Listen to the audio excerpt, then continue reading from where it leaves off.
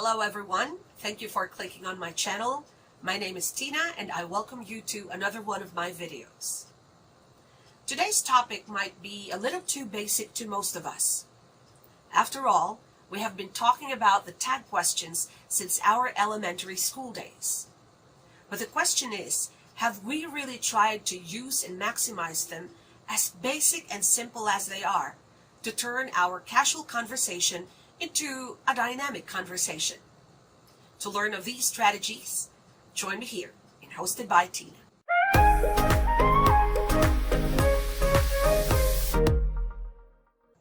If this is your first time on the channel, I make videos on job readiness, workplace skills, and communication tutorials. You might want to consider subscribing on this channel by clicking the red subscribe button down below together with the notification bell so you are always updated with my latest videos. Now, what are tag questions?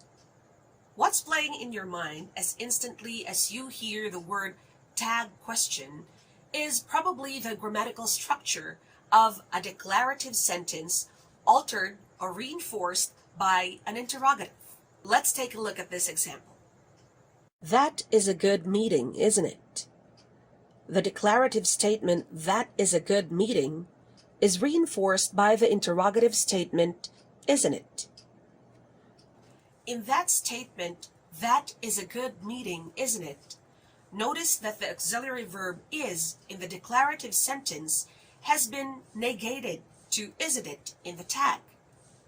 This is where the alteration that we have mentioned earlier happens. The positive declarative sentence, that is a good meeting, was altered into a negative isn't it tag. This structure is a constant sentence and grammatical structure for these two statements when using a tag question. Again, that is a positive declarative sentence and a negative tag. It could also be a negative declarative sentence and a positive tag. So how does tag question transform an office conversation into a dynamic communication? Including a tag question in your talking points encourage a two-way conversation. The tag question and the pause afterwards is an invitation to the person you are talking to contribute to what you said. Therefore, instead of just you dominating the conversation, the other person will have a chance to agree or disagree at the least. A tag question suggests that you value the other person's opinion.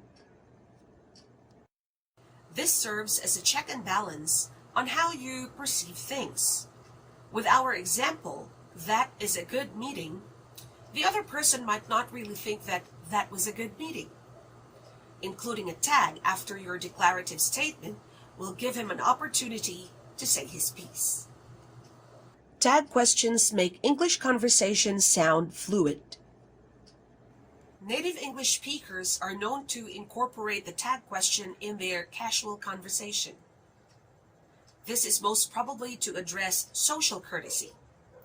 And because native English speakers observe this, I honestly think that it won't hurt to keep the same statement structure to make our verbal communication sound more natural, especially in the workplace.